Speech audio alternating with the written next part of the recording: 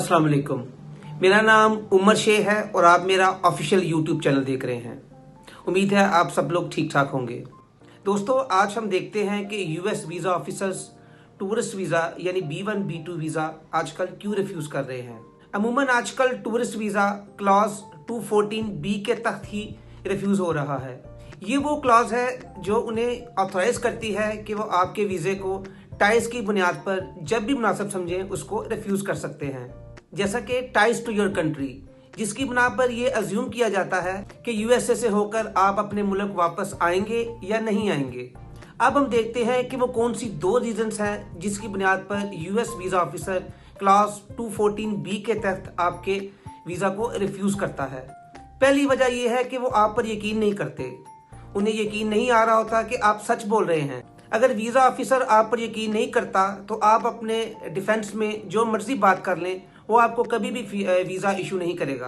और उनके over suspicious होने की वजह सिर्फ यही होती है कि बहुत से वीज़ा एप्लीकेंट इंटरव्यू के मामले में अपने एजेंट से बहुत मिसलेड होते हैं या उनकी इंटेंट सही नहीं होती और वो वीज़ा ऑफिसर से झूठ बोलते हैं।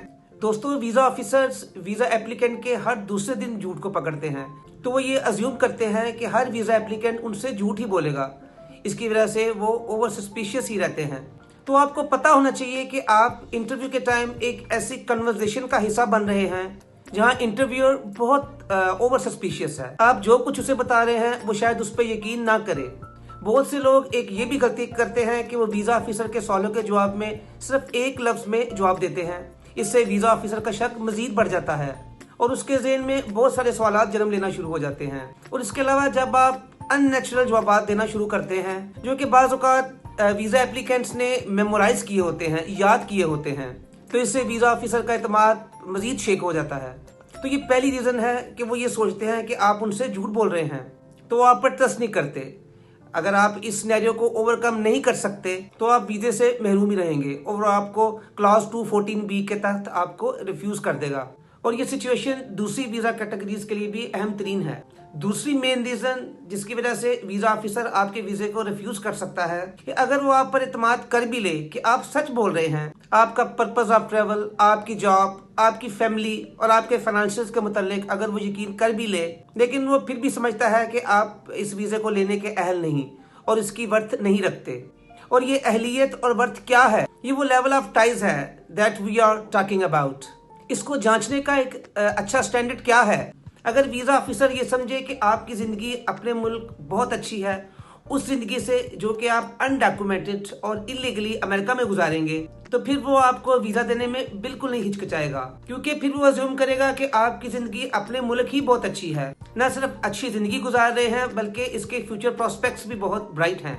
तो आप ये समझिए कि जब वीज़ा ऑफिसर आपसे ये सवालात कर रहा होता है आपके फाइनेंस के मुतालिक, आपकी फैमिली के मुतालिक, आपके दूसरे फैमिली मेंबर्स के मुतालिक, आपकी ट्रैवल हिस्ट्री के मुतालिक, तो वो आपके अंदर झांकने की कोशिश कर रहे होते हैं। आपके पोटेंशियल के मुतालिक, आपकी फैमिली के मुतालिक, आपके फ्यूचर प्रॉस्पेक्ट्स के मुतालिक और आपके सोशियो इकोनॉमिक कंडीशंस के मुतालिक, ये डिसाइड करने के लिए कि अगर आपको वीज़ा दे दिया जाए तो आप अमेरिका में एक इलीगल और अनडॉक्यूमेंट जिंदगी गुजारने की बजाय आप अपने मुल्क रहना ज़्यादा बेहतर कंसिडर करेंगे।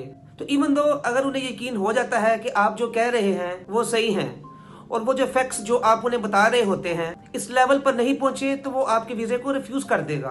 तो दोस्तों, आप ये सिचुएशन को कैसे टैकल कर सकते हैं। आपको ये मेक श्योर करना होगा कि जो इन्फॉर्मेशन आप वीज़ा ऑफिसर को प्रोवाइड कर रहे हैं is actually the best information. बहुत से एप्लीकेंट्स का एक बड़ा बैंक अकाउंट होता है जो किसी वजह से एक सेपरेट अकाउंट होता है, उनके पेरेंट्स का भी एक बड़ा अकाउंट होता है, और अगर कभी उनसे बैंक स्टेटमेंट के मुतालिक पूछा जाए तो एप्लीकेंट वो एक अकाउंट को दिखा देता है जिसमें बेयर मिनिमम फंड्स पड़े होते हैं जिससे वो इस ट्रिप के एक्सपेंस को मीट करेगा।